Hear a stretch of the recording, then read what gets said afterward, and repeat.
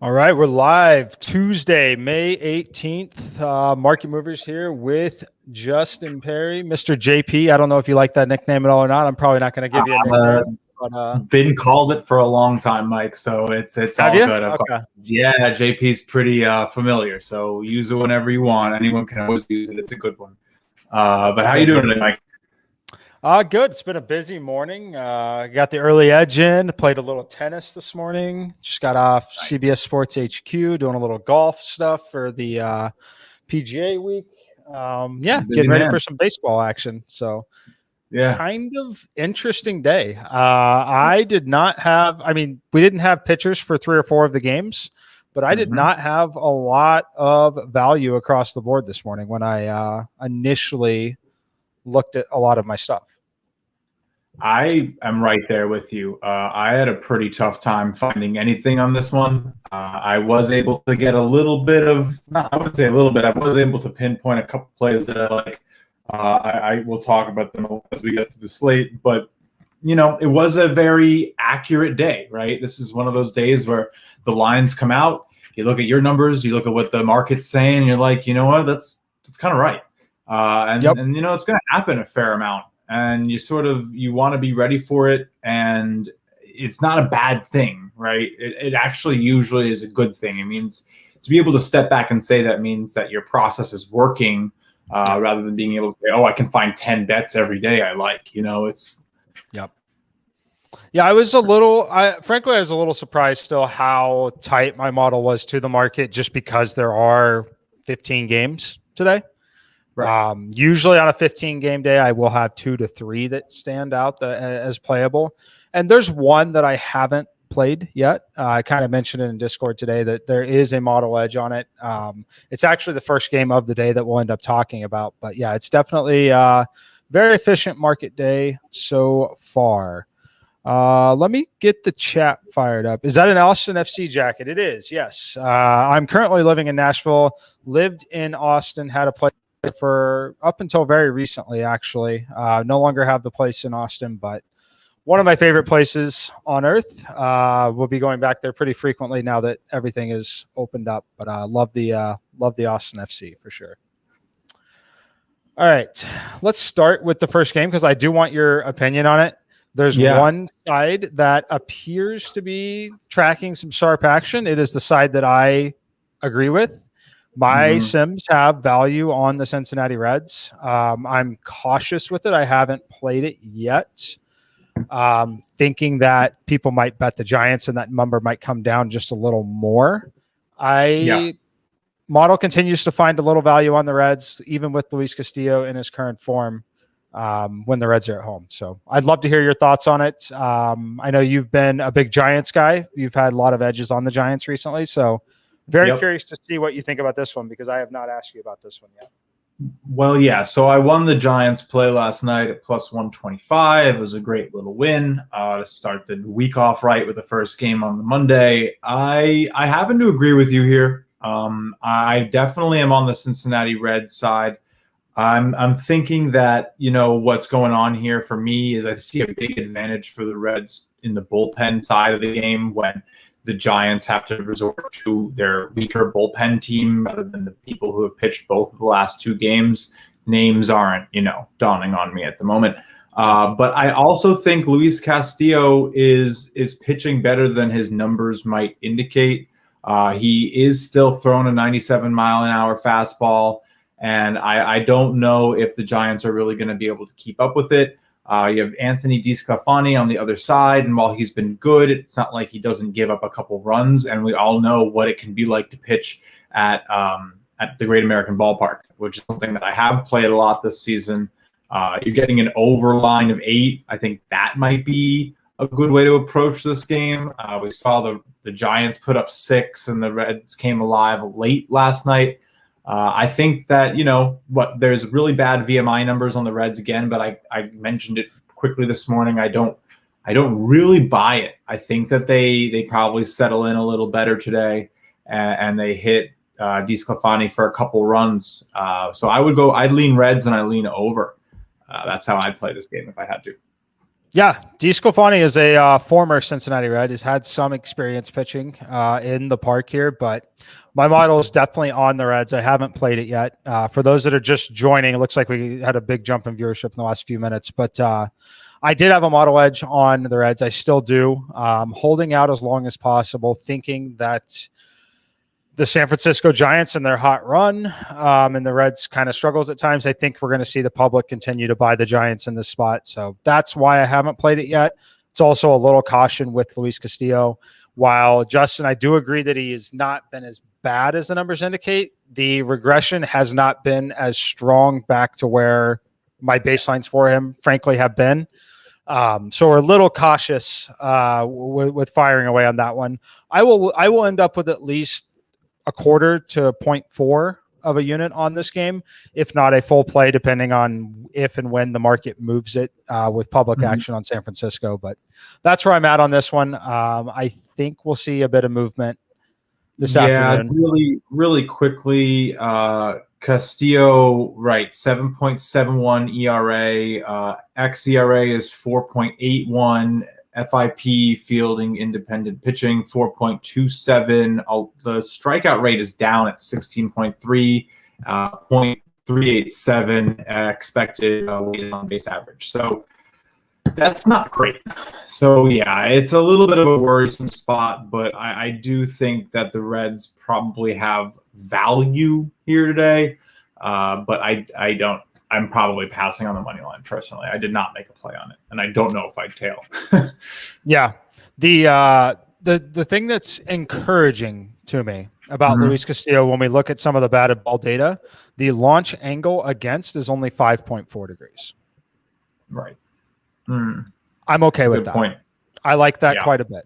I would be more concerned if we've seen bad results and their launch angle was 12 degrees, like Matt Harvey, or looking, obviously we've won him. Yeah, it's a massive difference. Massive difference.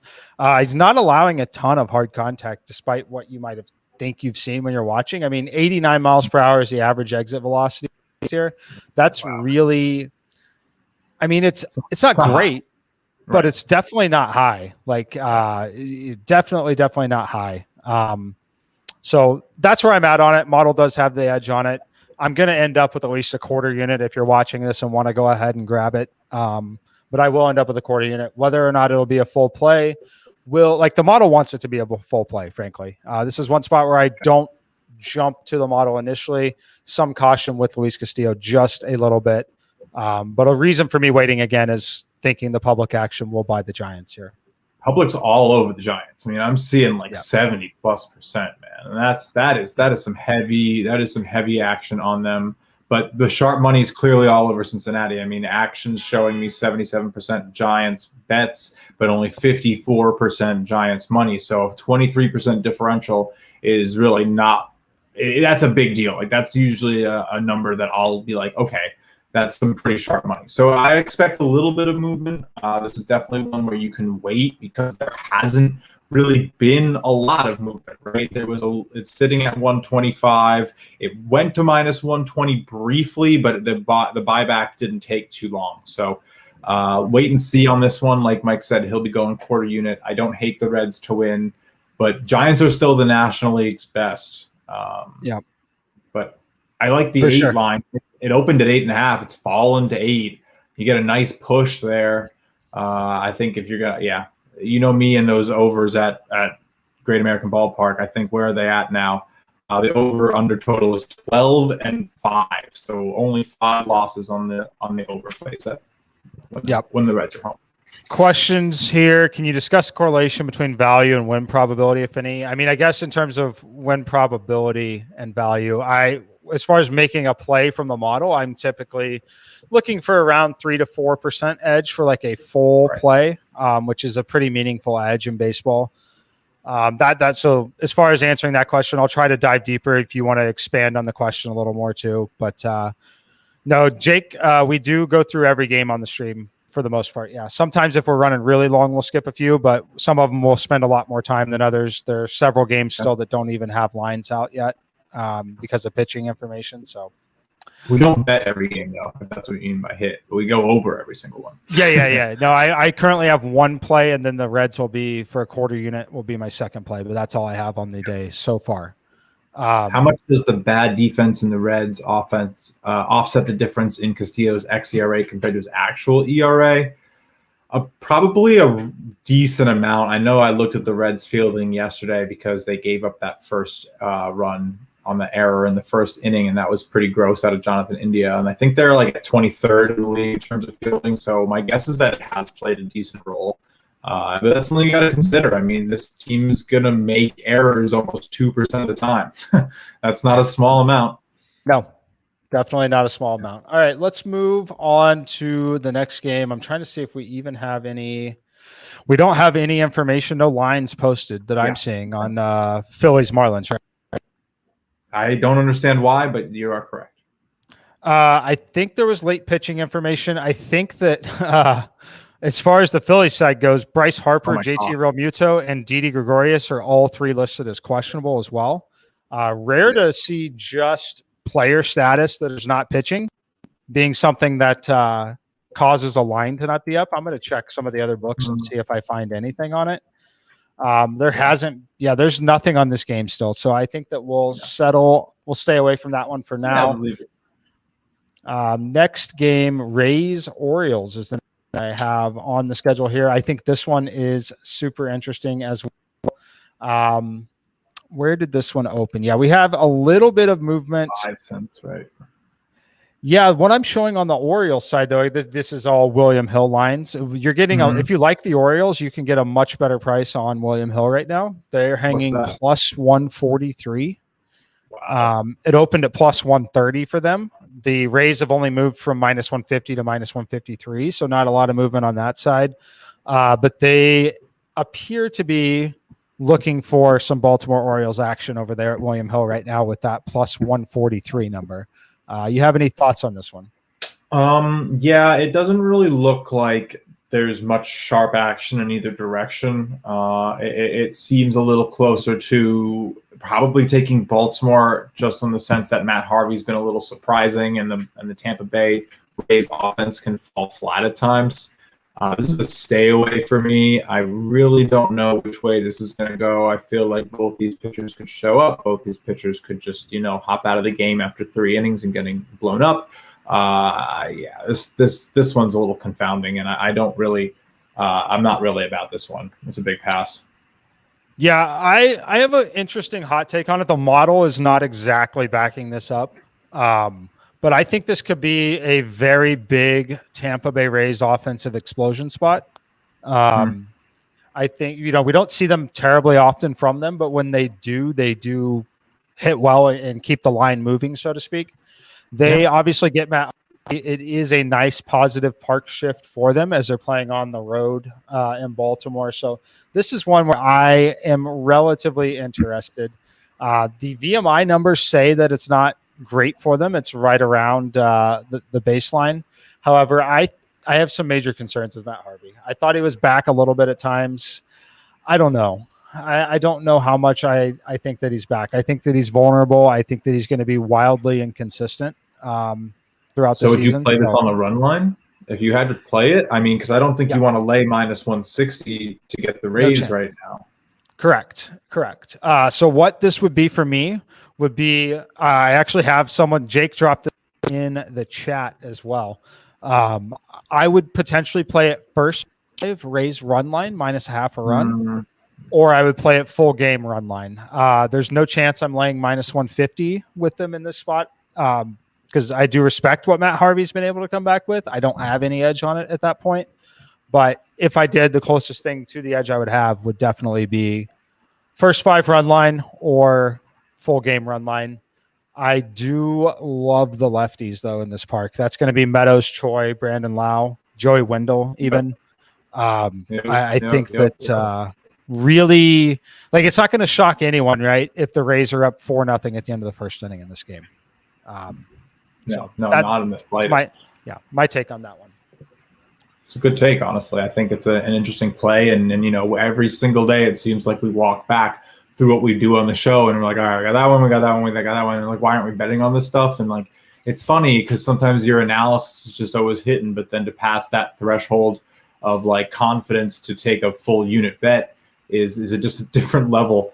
But yeah, no, I think that's some good analysis. I mean, Patino, I mean, that ERA is sparkling, and a first five bet is a really good way to take advantage of, you know, good pitchers and not have to worry about bullpen action or third time through the lineup, which is, you know, statistically proven to be like the most potent rotation through for the batters. So yeah, I love a good first five play. I know we're eagerly awaiting the capabilities to post those on Sportsline.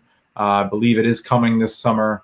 So you will see some first five plays from me like on my official Sportsline page in the coming months, which is really cool because, again, love those plays. I've been pretty successful on those plays. Again, no lines up for the Mets in Atlanta. I'm not really upset about that. I'm cool sort of leaving that one alone. AL East, I mean, NL East has been a little messy. Mine's already going to the AL East matchup we have. We got Boston, Toronto. So that's a pretty interesting one. I actually do have a play on this. I grabbed Boston today. It's hard for me to see them take like plus money and not want a little piece of the action. They've been one of the best underdogs in the MLB. I think they've only lost 2 games when they have not been favored. So usually when Vegas says they're not the favorite, they win. But that's not really all. They've already beat Hinge and Ryu. Rodriguez is pitching pretty well. I'm not upset at backing him. And yeah, I think that with the wind blowing in, especially for this game, you might see the home run potential that Toronto carries in its lineup minimized, which does a little bit more damage to what they have as their offensive game plan compared to Boston. So I like the value on Boston. I think you're getting a good 10 cents or so right now compared to where it could be at the end. So I like that play. Yeah, that one is super interesting to me. And like you, I'm glad you mentioned the wind. The wind is massive here. I'm seeing 18 miles per hour blowing in. That is a huge difference. It's enough to offset the positive overall hitting environment related to the quality of the air and the temperature, frankly, at 85 degrees. But yes, also for Boston, I think that we could see a little more movement. I bet we see 5 more cents. I bet it closes around plus 115, 112 range. Enrique Hernandez is going to be back. Great bat in that lineup, especially against a left-handed pitcher. I love him. I love Xander Bogaerts. Obviously love JD Martinez against left-handed pitching. So right there with you on that one. I think it's a good value. I probably wish I would have gotten it around 130 around the open, but certainly going to be it's not going to be a negative EV bet. It's my number's right on it. And that's one of those situations where if you want action, want to play more, if my number is dead on the market and you want some action on a coin flip, take some action on a coin flip, if you want to. There's no negative value in the model for me on this game at all. So I fully support and could fully get behind a Red Sox play here. Yeah, it's just, when you take bets like that, you usually want to be able to qualify it with other factors, whether it be whatever you as a bettor rely on, right? Like there's no right way. We have our ways that prove effective. There's other very sharp bettors in this industry who have their own methods, their own models. There's no essential wrong way to do it. Obviously, losing isn't great, but you got to use what you consider to be an edge, what you consider to qualify. And I mean, my personal journey was sort of learning it a little bit from Mike and developing my own systems and everything. But it's all at the end of the day, you as an individual placing your money on a sports team. So you got to do what sort of makes sense to you. Definitely. Next one is incredibly interesting. Thought we might see some movement. We've seen some movement in the wrong direction here. I do have the Chicago White Sox. I played them minus 111, minus 107 now. It was as high as minus 118. Seeing some buyback on the Twins here. It's not one that I particularly agree with, but what's interesting is it's like, if you look at the market, it's a very clear signal. We're seeing close to 80% of the action on the White Sox, yet it's moving in favor of the Twins. The most interesting thing about it, which is something that's actually been relatively decent at identifying sharp action because of the way they do it, there has not been a sharp indicator at all on the Minnesota side of the ball. Is that interesting to you? Right? Yeah, I'm a little shocked. I just my worry about that is that they don't really know what to make of it. I think there's a lot of action on this game today. It looks like one of the most heavily bet games on the slate. There's a lot of action in the San Francisco game. There's a lot of action on this game.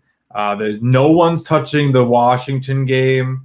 No one's like people are playing this game and that Cincinnati game. And I've never really understood why. I don't really get it. I'm not going to try to figure out why one game has 5,000 bets and the other one doesn't. But I think people are excited about this streaking team. They see a Lance Lynn with 1.30 ERA. Look, the Twins don't have a bad lineup. They haven't been playing well, but I think there's real value in a team that just scored 16 runs having a little bit of a letdown. Yep. They were like mean, man. Like there were people like posting on Twitter about the Twins announcers being upset that Yerman Mercedes launched that 45-mile-an-hour meatball into the stands, and it's like, you can have your personal opinion. I'm all for it. I mean, he's a 28-year-old rookie. He's my age. Yep. And look, get your money, dude. Launch that home run. Get those counting stats. But I think tonight you could see the Twins take this really seriously and put their best foot forward behind one of their best pitchers.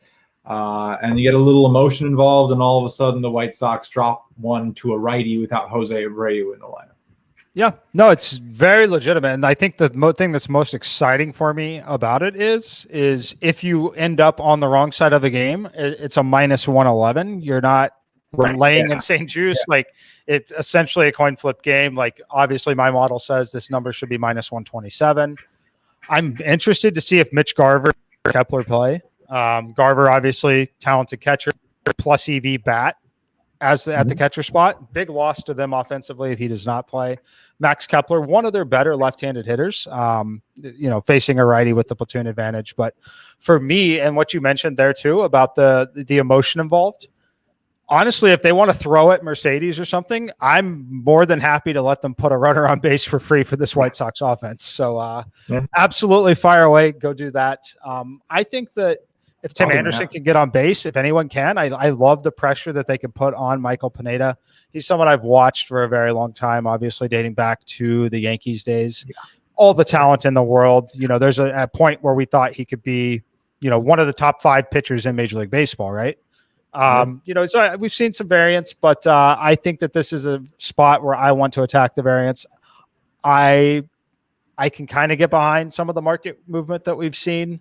While I don't agree with it, I still love my play. I got it at minus 111. So it's, I've really only lost 4 cents on it at this point, but that's where I'm at. Not that bad.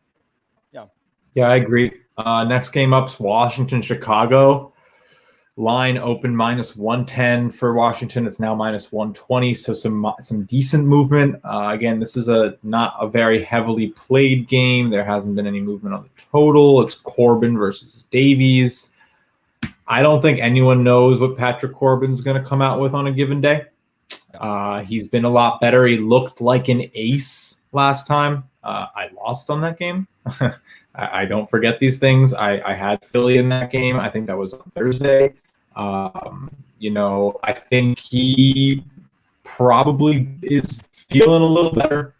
He still has a 6.19 ERA, so there's still a lot of room for that regression to come back to earth. So he could be as good as he was bad. I mean, this guy has shown you he does have good stuff. So I don't know what to make of it. Let's see. Do we have a total here at 8.5? I like the total. Quite a bit. I like the over in this game. Yep. A couple things I think we could see happen. One, my issues with Davies.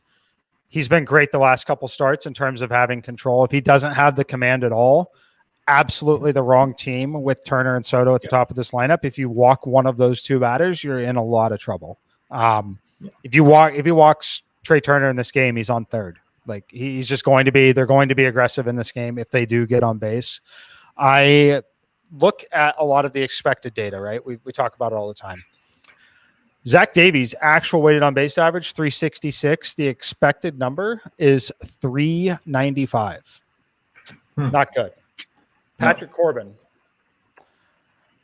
expected number, 364.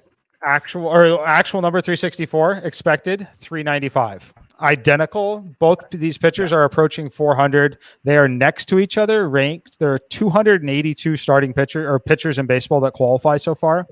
They rank 268th and 269th in terms of expected weighted on base average. Wind not necessarily blowing out or in, it's blowing. It's very difficult to know at Wrigley. In certain areas of the field, it'll be blowing out, and certain it'll be blowing in on this kind of day. At 8.5, I'm very much interested in an over play. I haven't played it yet. I do like it though. Let me peek at the VMI numbers again after I had them up this morning. I wanted to say that it was where did that go? Yeah, okay. So it's positive for the Cubs, negative for the Nationals. Makes sense. So it's right in line there. Yeah, I think that I definitely lean over in this one for sure. Yeah. Yeah, I think I'm a little hesitant. I think that you could be seeing Corbin put that awful April behind him a little bit. I mean, he opened up the season giving up 16 earned runs. He's had 9 in the 5 starts since. So it's been a lot better for him. I mean, he shut out the Phillies. So I think I like the play. I think it might be more of a play on Davies than it is on Corbin. So if I was going to make some type of play, I might go target the Washington team total before I, go ahead and play the Cubs, because I think that the market is showing us that there's a legitimate concern that Corbin could, stymie their offense a little bit. So probably, would go team total if I had to. I don't dislike the analysis on Davies though. Yeah, we talked about it a little bit actually the last time ahead of the last start that we were obviously expecting some positive regression to at least get him closer to a league average pitcher as someone who was a legitimate ace. Kicked my ass. Yep, definitely. I'm trying to look at some of the numbers here on. Okay. Yep. All good. Let's go to the next game on the schedule. That's going to be, this one's very fun, very interesting. I mentioned this one on the early edge, and I think we're finally seeing that movement that I was kind of expecting on the early edge when I mentioned it at the top of the show today. Pirates and Cardinals. Pirates seem to be the sharper side, but what we were most interested in was probably going to be the total at 7.5, with a pretty meaningful lean on the over. Looks like that game has moved to over 8 minus 104 on FanDuel. Ooh. If you like the over 7.5, which is certainly the way I lean, and I believe it was your lean as well. I played it. I would grab that now because that's you're not going to have it for much longer than about 15 minutes. Yeah, that was my other play of today. Okay. I'll read you what I wrote, or I'll briefly read what I wrote. If I can find it. So I said that my big deal was John Gant's kind of a huge lie, right? 4.35 FIP on a 1.83 ERA. That's kind of ridiculous. And I think the expected FIP is even higher. We talk about expected numbers a lot around here, so good to include that. I didn't put it in the sports line blur, but his expected, I think, is like 5, maybe above 5. So he's getting so lucky. I mean, I think he has like a 4% home run fly ball rate or something, which is just absurd. His 86% left on base numbers are nuts. And then you have JG Brubaker on the other side, who's been legitimate, but he has to face this Cardinals lineup that can really do some damage. So I was super excited to get 7.5 this morning locked in. I think, even 8 has merit for me. I would definitely still be on the over. I wouldn't start taking the under at 8. So, definite play for me, and interested to hear what you have to say about it too. Yeah, no, I think I might end up with at least a quarter unit on the over as well, especially going to try and grab it here at 7.5. I do like it quite a bit.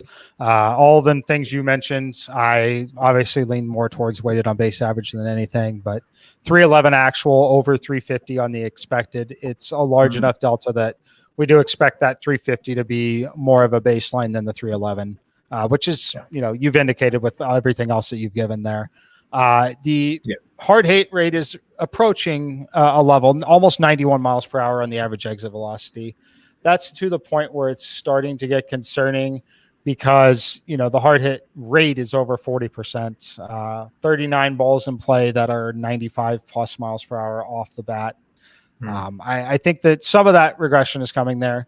The question for me, Brubaker, how legitimate is he? I think we're obviously about to find out tonight in this spot, because it is a great overall, very low air density, good VMI for both teams in the state of Missouri tonight. But 86.6 miles per hour as the average exit velocity is alarmingly low. No one has hit him hard, very, very hard so far this season. So that is my only caution on it. But getting this under 8 is getting the number to take over as it being 7.5 as opposed to 8 is definitely something I'm interested in. Yeah, no, I'm sitting here with my play at over 7.5 minus 110. So I've seen about 15 cents pretty much, which I think is what is a fair amount of movement when you see that run start to go. Like, I think I can still get it at 7.5 minus 125. I would never take that. Just wouldn't make sense for my position now. But it's we love to see the closing line value long run that will win us bets and put more money in our pockets. Yep. To that point, a comment from YouTube, Matt Ryan says 17.5% based on ball percent is with a 1.83 ERA. Yeah, that's very difficult to do. It's ridiculous. All right. Donkey parlay of the day almost. Talk about it from last night. New York Yankees. They let everyone down last night. Exactly pretty much as we said was going to happen. It took a day or two for it to happen. While it seemed like a shocking result, the implied probability was still around 27.5%. Very much far from a sure thing. No way. I watched that whole game. I had the over. I was very disappointed in the Yankees. They still managed to burn me, even though I didn't need them to win, which is just hilarious. But yeah, would have really been nice, because then I wouldn't have had a loss on my day yesterday, and we love those. But no, I think today is probably a good little revenge day for them. But I know the sharp side is still the Rangers, and I'm honestly with it. What are the Yankees going to do without Stanton, man? I mean, are you just going to hope that Aaron Judge carries you and you get 1.5 RBIs from the rest of the team? That's what they're looking at right now. So I don't know how they're going to win very many games for the next week. Yep. I agree with the sharp side just a tiny bit, to be honest with you. I have no play on the game and I will not play it. But in terms Yankees of another metric, definitely. Another metric that I look at is Jameson Taillon is he's giving up a lot of barreled balls. So I look at how often in terms of they're barreling up the ball and the frequency, and he is near the bottom of Major League Baseball, allowing a barreled ball in about 8% of his plate appearances. That's a lot. That's a big number. So that's something that's a little bit concerning for me, but the market has kind of spoken a little bit. I have no interest in betting this one. Yeah. I would never pay up for the Texas Rangers. It could be a good spot to grab the Yankees if you really think that, they're going to bounce back. And usually there is a reason that they open at minus 170. This Rangers team has been subpar. The Yankees should be able to manufacture a few runs here. And then, if it's a close game, the Yankees are leading, it's essentially a win. They do have the best closing staff in baseball still. So, well, maybe not yet, but they will eventually. But,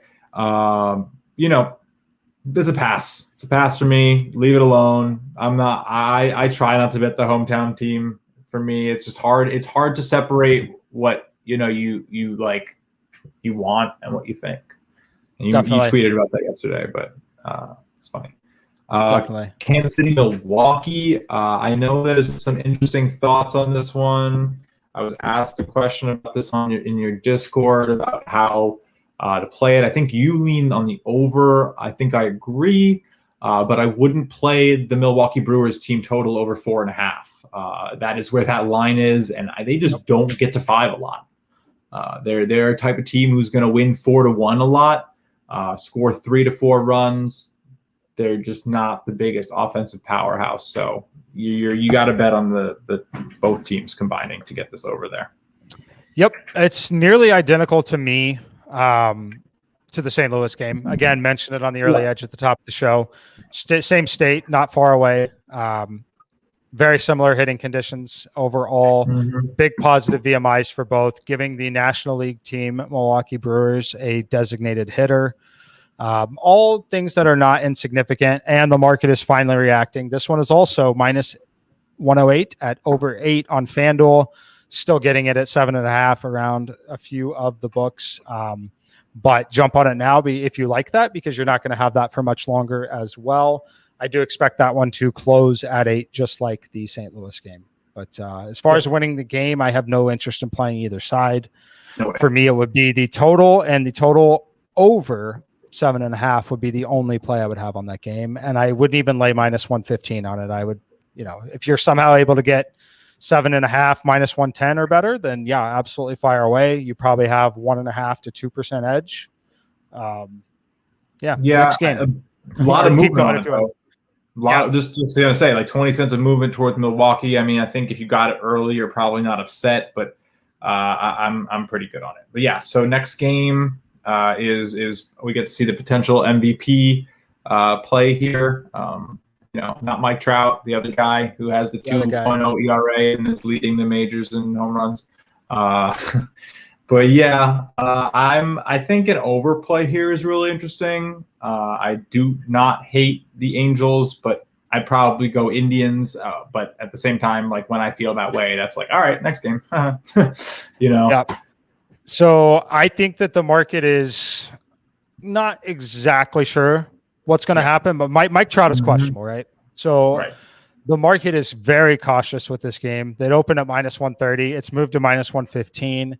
A pretty decent 15-cent movement. It may not be exactly 15 everywhere across. Yeah, it pretty much is, other than William Hill, other than FanDuel.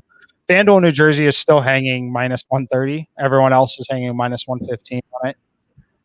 I would expect Trout to be worth, honestly, a good 25 cents to this line, not 15. So I think the market is literally hedged right down the middle at this point. You'll see a good 10 cents more. Like the Indians are plus 110. They'll be even money, or maybe even minus 105 if Trout is ruled out this afternoon. I think he is indeed truly questionable. I'm not going to take a stance on it at this point, personally. If you like to take stances like that and like to place those bets, I think the Indians are a fine value bet anytime you can potentially get Mike Trout out of the lineup. But that's just my take on it. They will end up being the favorite if Trout sits. Yeah, I think it'll be minus 105, maybe balloons to minus 110. But I don't envision a scenario where they're like minus 130 if Mike Trout sits. No.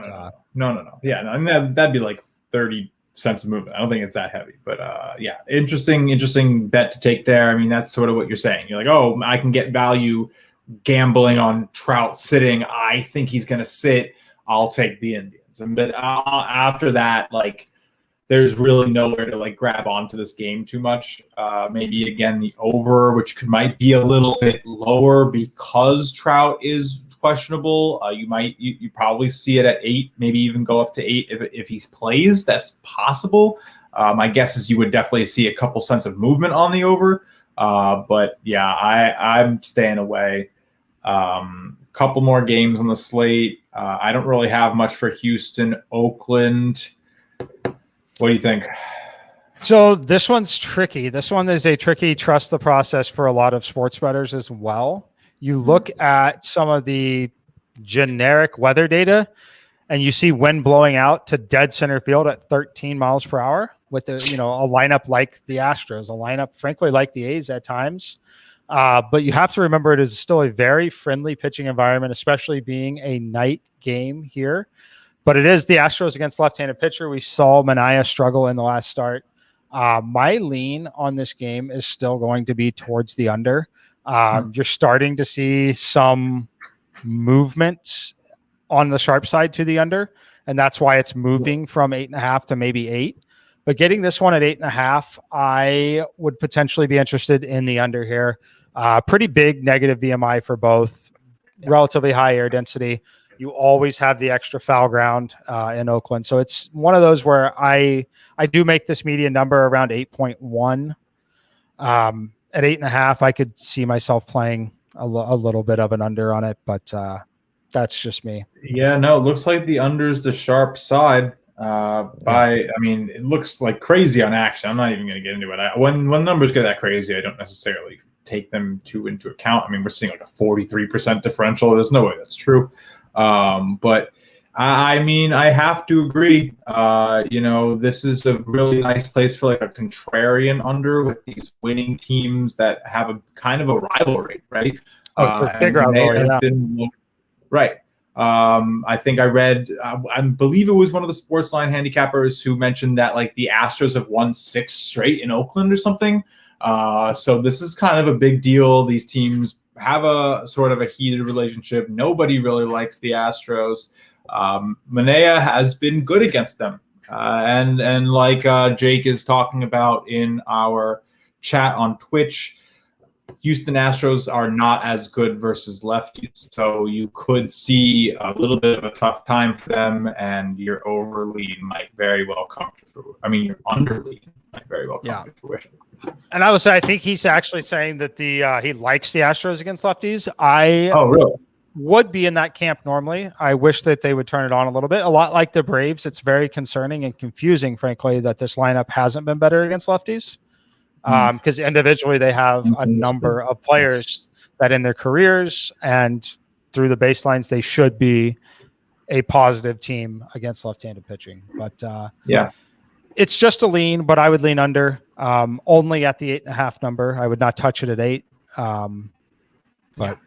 This screams 4-3 game, division rivalry. That's what it's at for me. So I know I saw a play you can like get Houston plus 1.5 minus 220 is out there on the run line, but I don't know if that's still out there. Yeah, no, that's still out there on my book. So that's crazy, but that's probably a gimme. I can't imagine this is not a 1-run game or something close. But all right. Next couple games, you seeing anything interesting?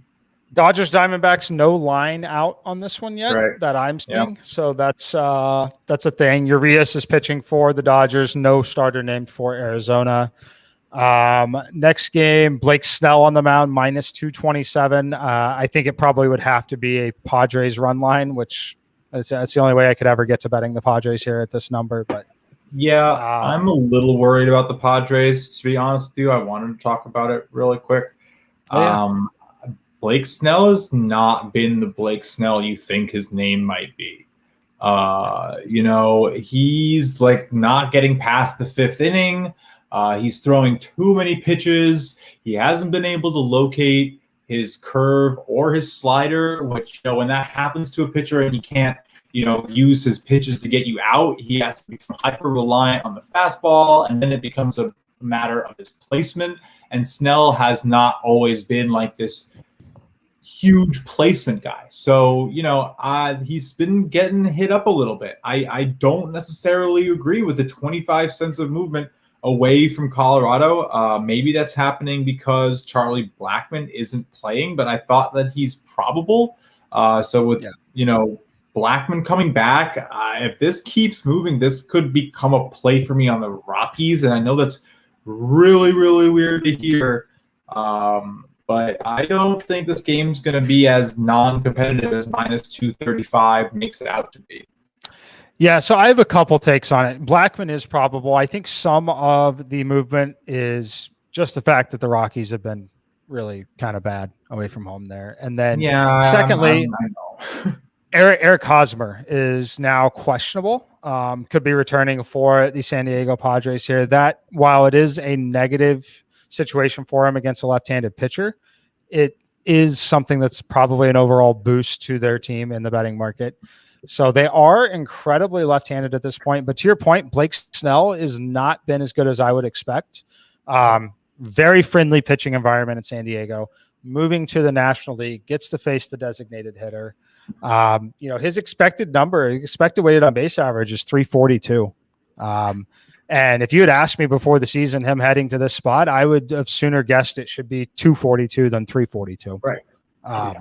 in this environment that he typically gets to pitch in here. So I do have some major concerns. Pitch count is going to be elevated. You are looking at least 3.5 to 4 full innings of bullpen work for the Padres.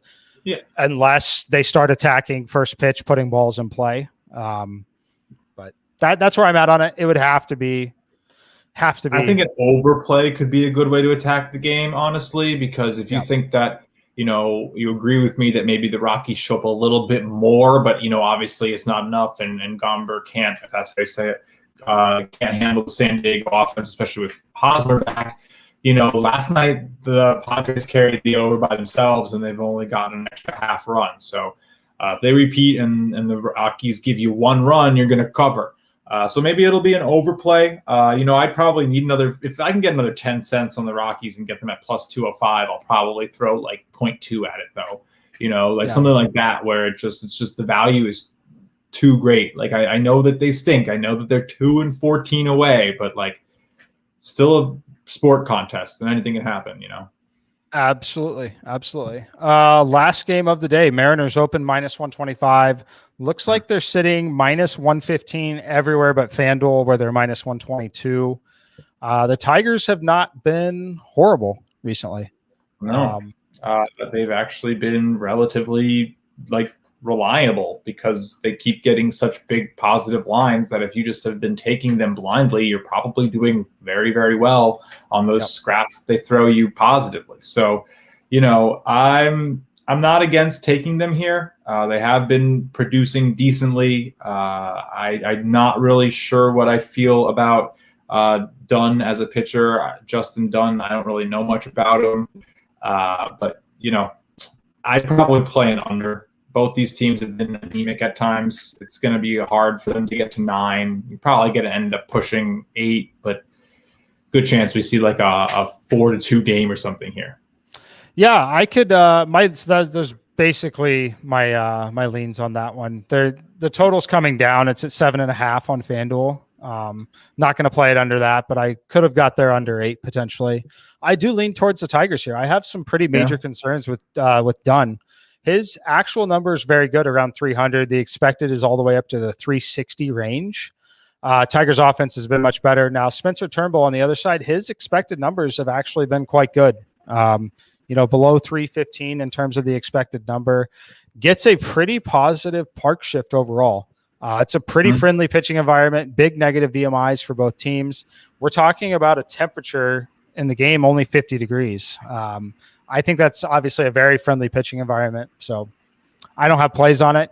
Didn't find a ton of value in the model, but if I were to make some bigger assumptions in the model and manually review things, I could easily get to a Tigers play and probably could get to the underplay as well. The Twitch guys are pretty funny out here. Hang the banner. I agree. Tigers have had the best run that we probably thought they were going to have all year. And then we have a question. Can you explain how a positive VMI affects hitters? Because we talked a lot about how negative VMI can affect hitters. Well, positive VMI is sort of more, it's all about a comfort factor is sort of how I would describe it. And in the sense of your muscles having a positive or negative correlation between what you perceive to be happening and then what actually happens. And that might sound confusing, but you need to remember that when a baseball is thrown from 60 odd feet at 100 miles an hour, the batter is interpreting the data from the release of the ball, and then their brain tries to swing to where they're expecting it to be the fraction of a second later. So that's sort of where VMI sort of takes hold, right? And what we end up seeing is that when a player routinely sees pitches going from the same arm slot with the same spin to the same spot over the plate, you're going to have a positive VMI, because there's going to be a strong correlation between what they've been seeing and what's been happening and what is going to be expected to happen in this upcoming game. Negative just means it's going to be wildly different and they're going to have a really tough time. And 0 just means about the average that one can expect when moving from place to place. Yep. No, it's a great explanation. And the one thing that I think that VMI is obviously very new. It's something that, sharps are using. Other people will continue to use it as, frankly, we continue to bring awareness to it.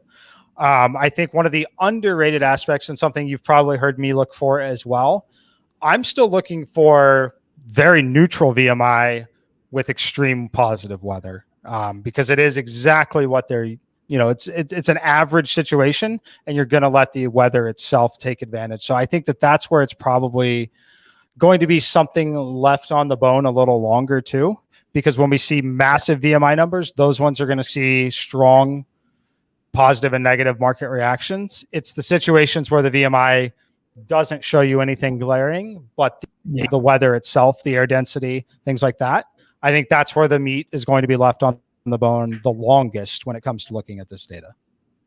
Of course, and new things get swooped up, and just Mike and I talking about it for a month. There's we're not like the biggest influencers in the space, but it trickles around, and people ask other people questions, and people learn about it, and a lot of people already know about it. So don't expect it to take too long for well, why is this line so low? Oh, that's terrible VMI. It'll be around soon enough. But no, it looks like we have an interesting slate. I'm always interested to see how days like today turn out. This is a fascinating one to watch the results come in for. This is a great day that if you're like trying to be a potential handicapper on your own, to literally go through the entire slate and mock bet the board. I do that a lot. I did that this morning. I actually keep record of all that stuff. It's very important just to get a sense of where you are in handicapping the game. So I wish you all good luck today. Mike, it was another great show. Yeah, good stuff. Very long on this one, but we'll be back tomorrow. Can't wait. Good luck in all your bets today, guys, and make sure you follow us over on Twitter. And then lastly, hit the subscribe button so you know when we go live. We did have a little different start time today, which I think some of you guys missed, but definitely smash that subscribe button, and we'll catch you guys soon. 12:30 tomorrow. 12:30 tomorrow. We'll be there.